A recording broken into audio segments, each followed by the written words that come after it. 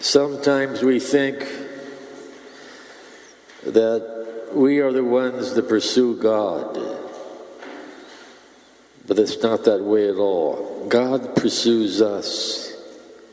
He follows after us throughout our lives. In today's readings, you'll see how God breaks into the lives of other people. You have Isaiah in the temple praying. And what happens? He has a vision of God, a majestic vision of the glory of God. And God has broken into his life. And the very temple seems as if it's shaking because his life will be changed. And right away Isaiah feels, who am I that the Lord would love me to give me a vision like this? He's humbled. He realizes he's a sinful person. And then a coal is taken from the fire to clean his lips so that he'll be cured of all unworthiness that he feels. And the question is, whom should I send? And Isaiah says now, here I am, Lord, send me. And he becomes a great prophet because he's sent into the world. The second reading is from Paul. We know that Paul had a different situation in which God broke into his life. He wasn't in the temple. He didn't see a vision right away. He was going to persecute Christians. He was about to commit murder. He was in his sinful journey. And God broke into his life with a great light. And once again, he feels this blindness. And he wonders, but the question, why are you persecuting me? Christ says to him, it's Christ that he's persecuting when he's killing those Christians. And then Paul goes off to be transformed 3 years into the desert, and he becomes the great apostle to the Gentiles. We have something similar in the gospel. And Christ does not break into Peter praying, doesn't break into his life when he's sinning. He breaks into his life when he's working. Christ gets in his boat. And sometimes Christ gets in our boats. We may not realize it.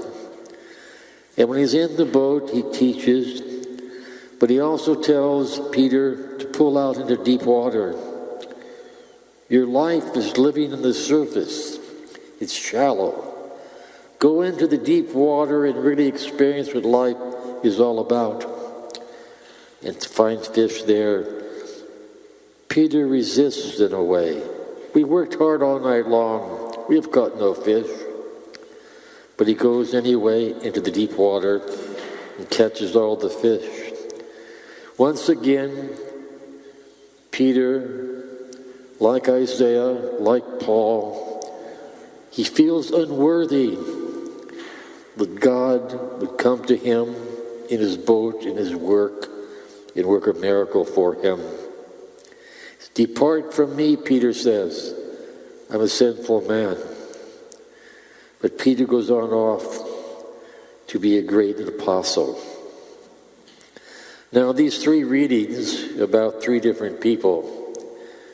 The important one is all of us. How does God break into our lives? Does he break into our lives when we are experiencing the joy of really living? Whether it be at an anniversary, a wedding anniversary, a wedding, a baptism, two people who want to marry one another, some great success in life. Does he break into our lives at those moments?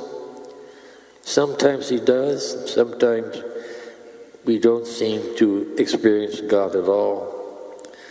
Does he break into our lives when we've hit rock bottom? When we have some addiction and we can't go any lower? We're completely helpless. we are caught in the mire somehow of the lowest type of living, and God breaks into our lives there. And when God breaks into our lives, do we feel unworthy too? Why would God choose me to break into my life? It's almost as if my life itself, the structure around me is shaken because I have to somehow change my life. And what are we sent to do?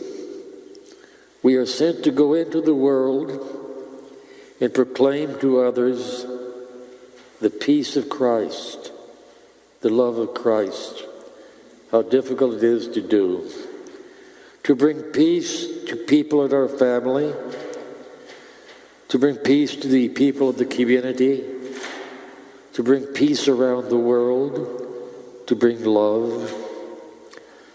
That's what the readings are all about. And we are reluctant to do that. It's too difficult.